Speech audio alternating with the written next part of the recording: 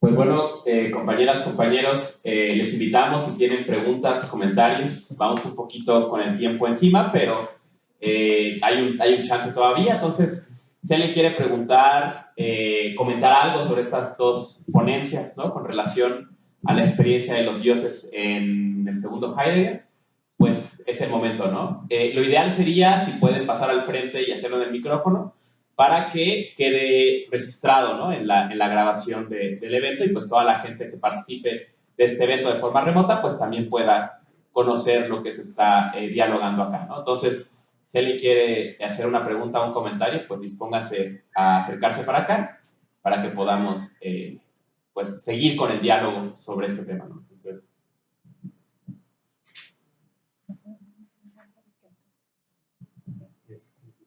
pues es que es inalámbrico.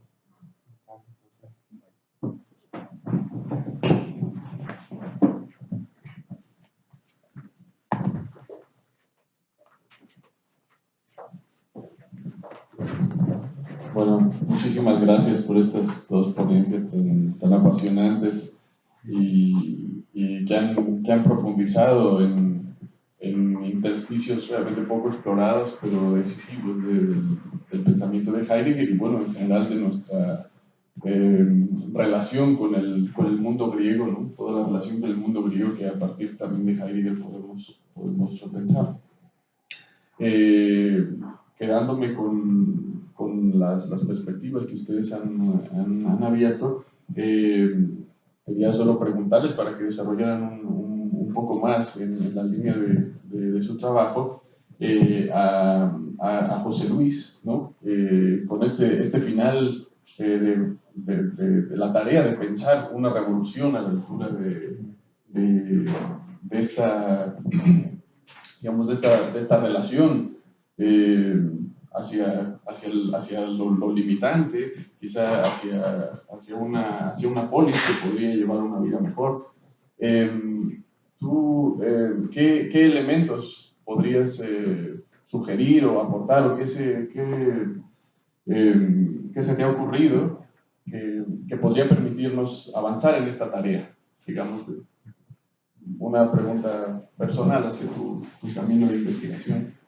Y a Rebeca, que desde que la conozco ha profundizado mucho en el budismo zen y en toda su idea de la nada, toda la experiencia de la vacuidad. ¿Qué puentes o qué resonancias tú has encontrado entre la ausencia de lo divino, tal como está planteada en Maitreya y, bueno, en general en la obra de Heidegger, y la vacuidad en el budismo? O sea, digo, esto es algo clásico, eso, digamos, es tu tema, ¿no? Y solo, pues, escucharte un poco.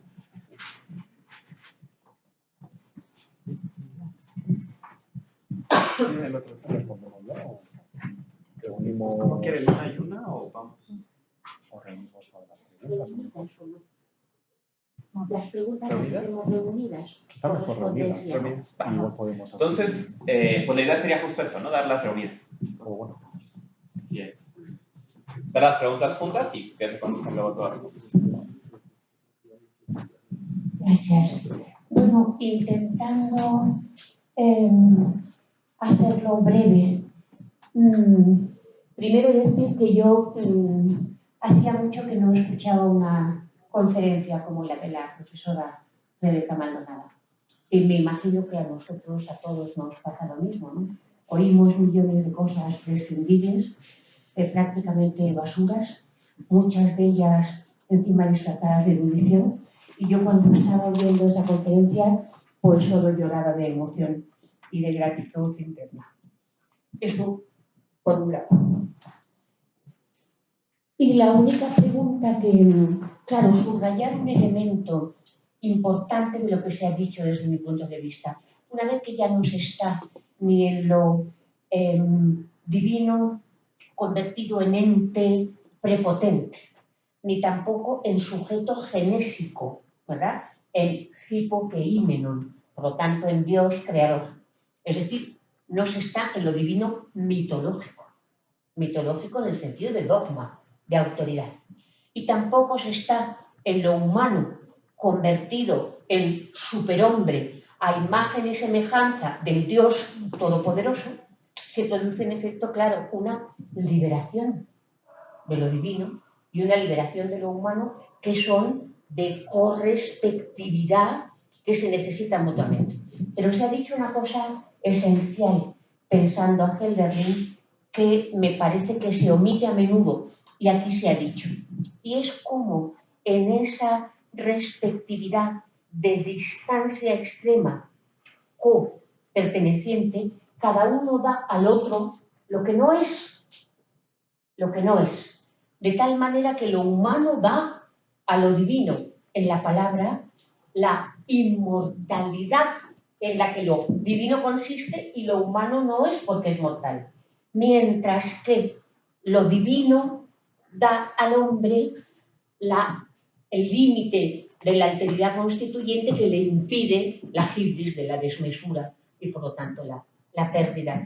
Esa diferencia de dar lo que no se es, lo que no se tiene, me parece de una particular profundidad y hermosura y se ha subrayado. Mi pregunta por hacer alguna, además de decir, pues que esto es lo que necesitamos, que tenemos que estar ahí, ¿no? Mi pregunta es por el paso. Es importante también subrayar que no hay el último Dios o el Dios extremo sin lo divino dicho en plural. Eso es muy importante, ¿verdad? Porque no se obtendría, no sería el límite constituyente precisamente de la comunidad de lo divino. Pero no entiendo bien el paso. ¿Por qué el último Dios, el paso y el lugar del paso a veces entre los dioses y entre los mortales, ¿no? Y todo lo demás lo comparto en profundidad. Lo comparto en profundidad, por lo tanto ahí no pregunto. En relación a la ponencia de José Luis, me parece que el final es, para mí, apresurado. Y por eso estaría bien si se quisiera profundizar en ello, ¿no? Claro, si en efecto para Píndaro los helíodos son masculinos y conducen a una Atenea entendida como diosa de la tecne, como siempre lo fue, por eso es la diosa de Atenas, ¿verdad? Asunto que no ocurre a otros lugares de Grecia. Y sin embargo, en el poema de Parménides, las Helíadas marcadamente femeninas no conducen a la Atenea tecne, que además, por otra parte, bueno, me callo con la relación con los titanes ahí, ¿no? Sino que conducen a Aletheia. Una vez entendido que no puede la Alece ser anterior cronológicamente a la Aletheia, sino que son simultáneos, ¿verdad? Son jamás, que son a la vez. Una vez entendido eso, no conducen a la misma divinidad. En un lado, Atenea es una divinidad, Nietzsche diría humana, demasiado humana, ¿verdad? Mientras que Aletheia es una divinidad divina. Por lo tanto, eso me parece importante. Mi primera pregunta es, ¿por qué para Heidegger en el curso Parménides y también, aunque de una manera más aludida, en Moira, la fundación de la polis se da en relación a Parménides? Esa es una pregunta que merecería un seminario. Y segundo, una vez entendido que ninguno de los heideggerianos de izquierda, como somos algunos de nosotros, pretendemos nunca, con quién se discute, una vuelta a la Grecia de la polis tal como se dio. Claro, se ha dicho, claro, eso tenía en cuenta la esclavitud y por otra parte sería una vuelta romántica e incluso de la barbarie. No creo que eso lo haya pretendido nadie. Luego, ¿con quién se discute ahí? Y por lo tanto, si la vuelta fuera a esa relación con la diosa así divina, Aletheia, en la que lo más divino de lo divino es el misterio, la epifanía del misterio, que no se da, pero sí tiene la epifanía de darse como misterio, entonces no comprendo de qué apertura y a qué revolución estaríamos apelando si no fuera una total transformación del hombre, una total transformación de lo divino y, por lo tanto, también una transformación de lo político. Muchas gracias por estas dos conferencias. Bueno, compañeras, compañeros, ¿alguien más que quiera hacer una pregunta, comentario?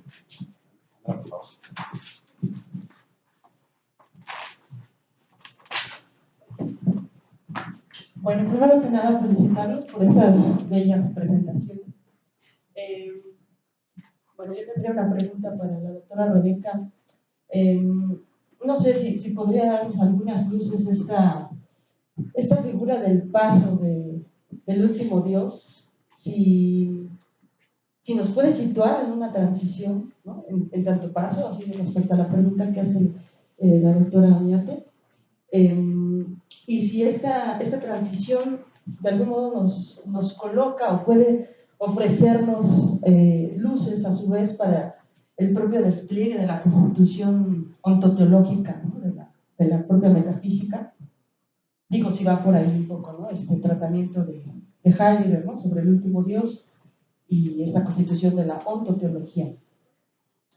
Eso sería por un lado. Y bueno, respecto a la presentación de don José Luis, una pregunta, no sé, ¿a qué experiencia podríamos, me cuesta trabajo como formularla, es muy pronto, ¿no? O sea, necesitaría llevarme sus ponencias, ¿no? Pero bueno, ¿a qué experiencia nos arroja esta retracción pública? O dicho más propiamente, ¿a qué posibilidades nos ofrece este ánimo fundamental, ¿no? Bueno, que es el pudor, que es el aidos, frente precisamente a esta otra experiencia que se descubre como abanderando nuestra época, ¿no? Que sería la época del olvido del fuego, ¿no? Entonces, bueno, un poco, ¿sí se entiende un poco la cuestión? Como que, ¿qué posibilidad nos arroja este temple fundamental del pudor frente a este signo o este síntoma que se descubre epocalmente en nuestra época actual, como la época del olvido del fuego? Muchas gracias. Muchísimas gracias, Sandra. Bueno, pues ya le damos la mesa, la voz al panel para que se dé la oportunidad de contestar. Bueno, sí. Bueno, muchísimas gracias por las preguntas. La verdad es que enriquecen mucho mi ponencia, la completan y creo que han entendido bien el alcance que tenía. Bueno, que era simplemente pues una ponencia inicial que abriera un debate y espero que sea fecundo en estos días. Voy a comenzar con las consideraciones de Teresa. Creo que me has hecho 3 preguntas. La primera en torno a algo así como qué polis o dónde se encuentra en el poema de Parménides la cuestión de la polis, que explícitamente no aparece. Lo más similar que podemos encontrar en interpretaciones habituales tiene que ver con pues las primeras líneas del proemio, donde sí que se menciona, pero no se dice la palabra polis, sino como bueno, se utiliza el término pan, ¿no? Que es como todo, o sea, se suele traducir como lo común, ¿no? Se dice al inicio del proemio de Parménides, pues como bien sabes, que bueno, las leguas me llevan, atravesando, ¿no? Entre otras cuestiones, de un lado a otro, ese catapán, ¿no? Ese todo que se suele interpretar y traducir como lo común o como la polis. Catán, en este sentido, dice algo así como de un lado a otro, o sea, es la polis entera. Esto lo que da es calibre y da importancia y da gravedad al camino hacia la diosa. También, desde luego, a lo que dice la diosa. Es decir, la voz de la diosa que se alza justamente en el portón, a partir del cual se dirá la mismidad de ser y pensar y se dirá precisamente que ser es necesario, es posible que sea y no ser es necesario que no sea. Bueno, pero justamente el camino hacia la diosa el camino del poeta con esa doble guía, bueno, pues puede ser interesante. De ahí, desde luego, algo así como un modelo de la polis, yo no me atrevería a decir, y Heidegger yo creo que tampoco lo interpreta. Sí que es cierto, y creo que también está relacionado con esto, tu pregunta en torno a si en el curso de Parménides, ¿qué sentido tiene la polis? ¿Era la pregunta? ¿O tiene sentido algo parecido al que da en Introducción a Metafísica? Que es algo así como, bueno, Heidegger relaciona polis con polo con el verbo pelein, que es algo así como un modo de decir la cópula también en Grecia. Y bueno, pues como algo así, un lugar de cruce o polo de los caminos del Oente, que no es desocultamiento, no es, digamos, ser en Grecia, no es Aletheia, y que sin embargo sí que se cruza con Aletheia. Ese es el lugar que yo interpreto, que entiendo que tiene el curso de Parménides. La investigación en torno a los diferentes modos de entender lo que llama ahí las contraesencias de Aletheia. Piensa cómo puede ser esa Aletheia como verdad sin contrario y se pone a pensar los diversos modos de decirse ausencia como contraesencias de la verdad en Grecia para ver que no todos son contraposiciones de verdad y falsedad, ¿no? Que hay algo así como una verdad sin contrario. En ese contexto no solo es Aletheia como desocultamiento, sino también, digamos, el cruce con la polis, como el paraje o el entorno en el cual ocurre todo lo que ocurre, digamos, bueno, como decía, en el mundo histórico comprensivo con griego. No me parece asunto baladí. Desde luego que la Cea, la diosa en uno y en otro no son la misma. Quizás sea demasiado prematuro responder de este modo, pero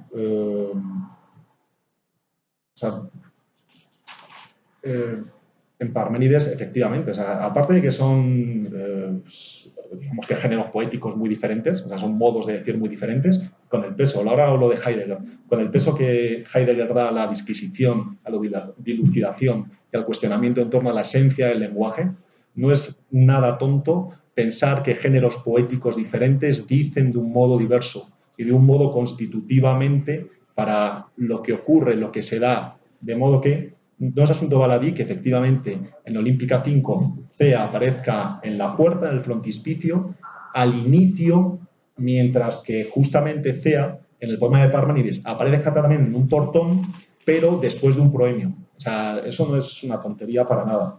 Tiene que ver con un tema de género, con un asunto de género poético, digamos, y tiene que ver, pues, bueno, con las posibilidades de epifanía del misterio y transformación del hombre o transformación de lo divino, que era la tercera cuestión que tú planteabas, no sabría ver esa diferencia. O sea, en Parménides estoy seguro de que la vía de pensar el poema, que es una vía, al fin y al cabo, hermenéutica, de discusión con múltiples interpretaciones del poema a lo largo de la historia de la filosofía, es una vía profundamente, digamos, de una revolución hermenéutica importante. O sea, cualquiera que discuta o que piense a Parménides va a llevar consigo, desde luego, epifanía del misterio y transformación del hombre y transformación de lo divino. Pues muy probablemente, desde luego. Con Píndaro, creo que también. Sí que es cierto que, bueno, no sé si el final ha sido apresurado, pero no sé.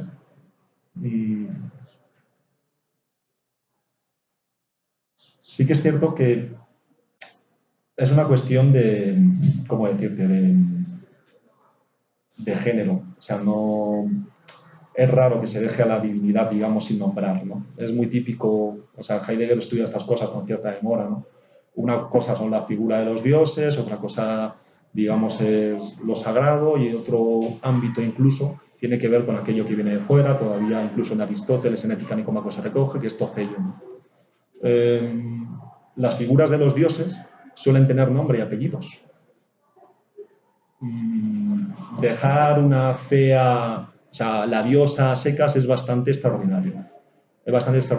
Y bueno, no deja de ser indicativo en Olímpica 7, como he oído, se ve que torpemente intentando decir, pues las diferentes sustracciones que se van diciendo en el propio decir, en la propia marcha de la Olímpica, cómo esas sustracciones se tienen que dar en la marcha misma del decir, digamos, no estrictamente mentadas, el lugar que tiene ahí el pudor y, bueno, pues el paralelismo que tiene con que justamente CEA esté en la apertura de Olímpica 5. Bueno, esto es lo que te podría responder ahora. En cuanto a lo que decía, a lo que preguntaba Pavel, mi experiencia sobre la polis o la ciudad. No, ¿cómo tú te has imaginado avanzar en una revolución a la altura de esta relación con la polis que planteaste? Digamos, esto que planteaste al final como tarea, que si puedes desarrollar un poco o lo has pensado tú, o eso que te podría ayudar a avanzar. Sí, lo que yo he pensado, que suelo pensar, cuando pienso yo, sí. O sea, por ejemplo, Píndaro sí que dice en algunas piezas, se le suele tachar de conservador y con bastante buenas razones, ¿no? Y, bueno, sentido, ¿no? Es recuperar los mitos homéricos, mantenerlos, mantener la religión de los olímpicos, etc., etc., ¿no?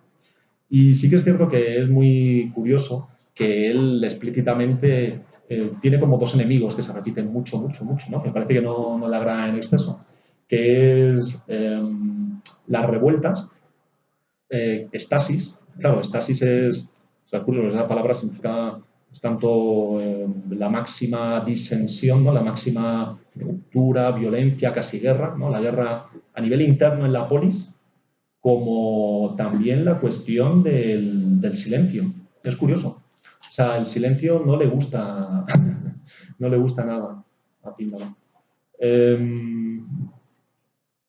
Eso por un lado. Lo que te puedo decir en Parménides es más delicado, es más complicado por lo que le he comentado antes a Teresa, porque no me parece difícil, o sea, no aparece la palabra polis ni ciudad y es muy complicado decir algo al respecto.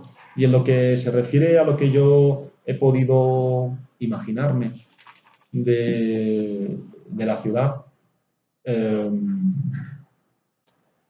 tiene que ver bastante con los niveles, con lo pequeño, ¿no? Con no niveles muy macros, sino con lo colectivamente pequeño, autoespontáneo y autoorganizado.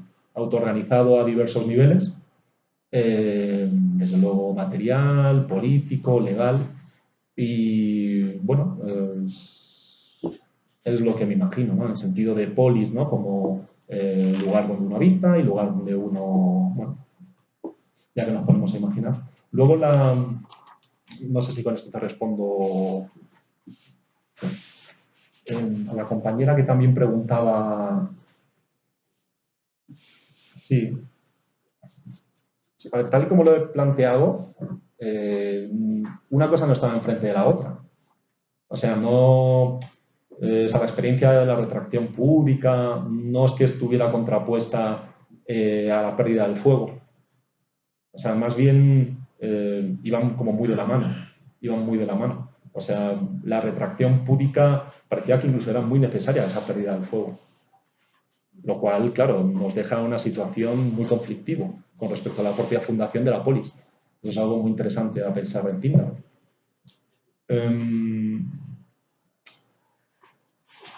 ¿La nuestra puede ser una época de olvido del fuego?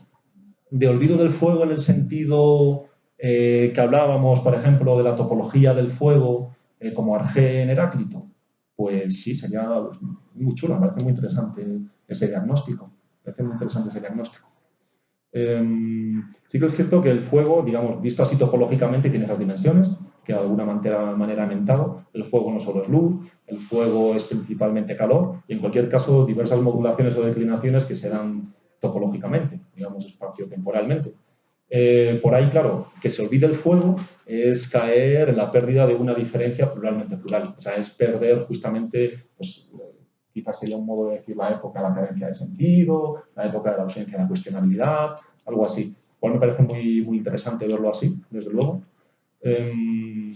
Y bueno, pues la retracción púdica yo entiendo que como temple no es más que vibracionalmente el paso atrás que permite espaciaciones y despejamientos.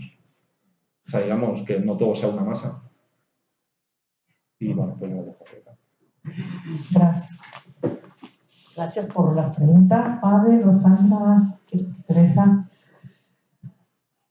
Bueno, la verdad es que esto forma parte del proyecto general de nuestra existencia, es leer justamente Heidegger y a Nishitani, ¿no? Porque Heidegger y Nishitani son los filósofos. Nishitani fue alumno de Heidegger y recibió la crítica a la subjetividad enterita, ¿no? Y también es un pensador zen, ¿no? Entonces, yo creo que esta línea de forma es vacío del budismo, ¿no?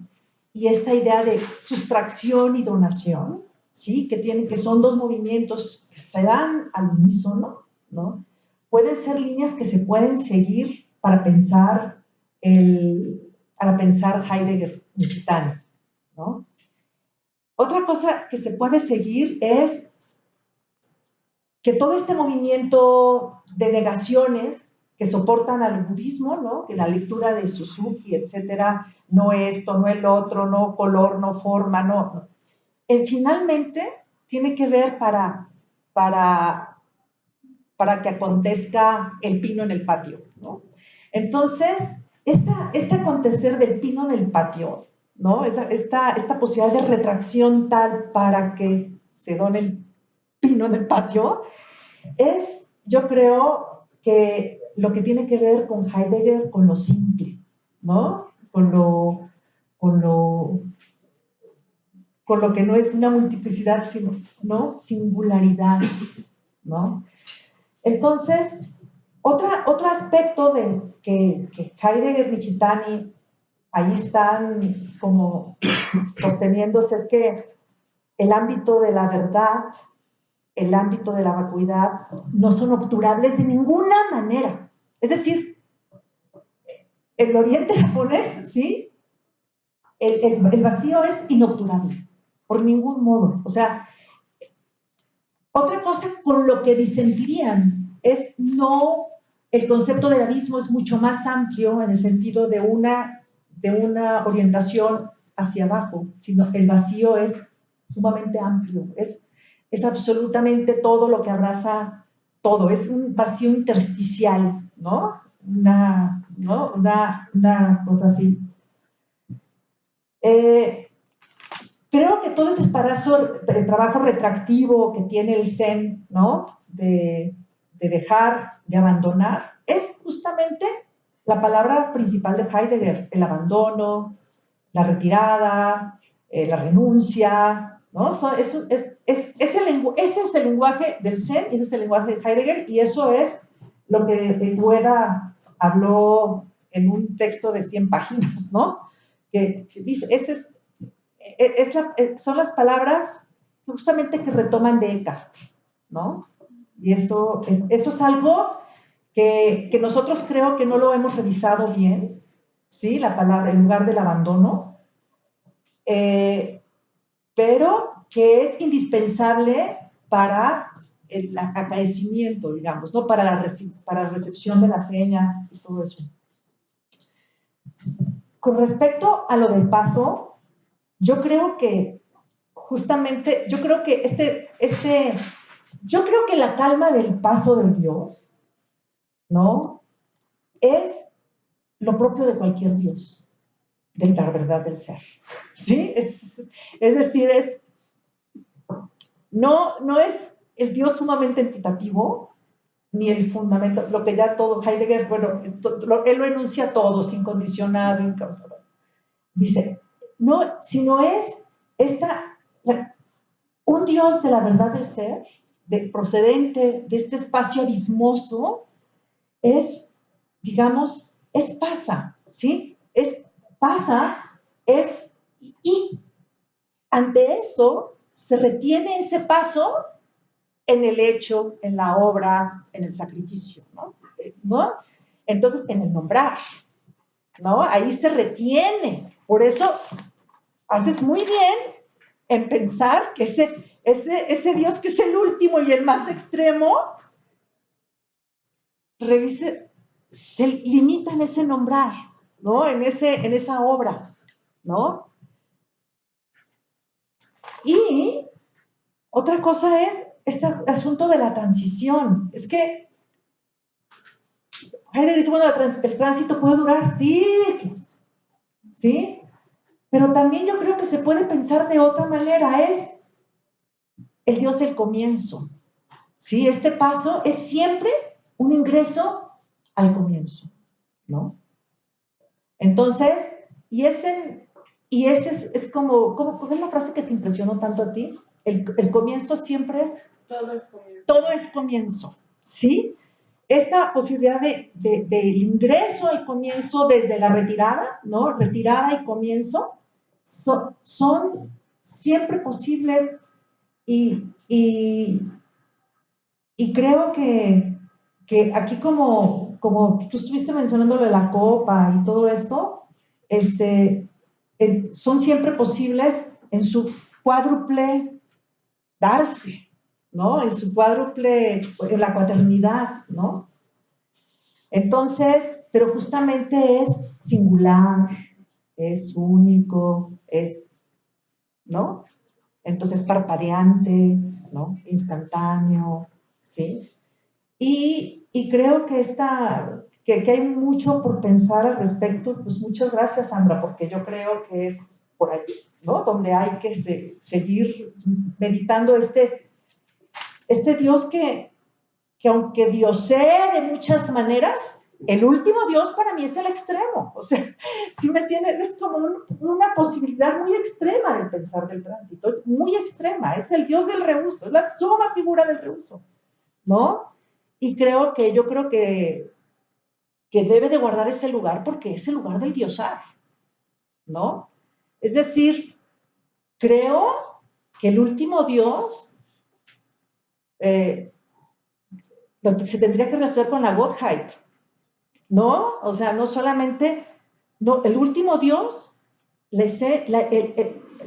esencia del último Dios sería justamente, voy a utilizar los vocablos de Eckhart, la esencia del último Dios es la deidad en tanto que nada, ¿no? Y entonces por eso el último Dios está esenciando desde esa nada todo el tiempo, ¿no? Y está pasando.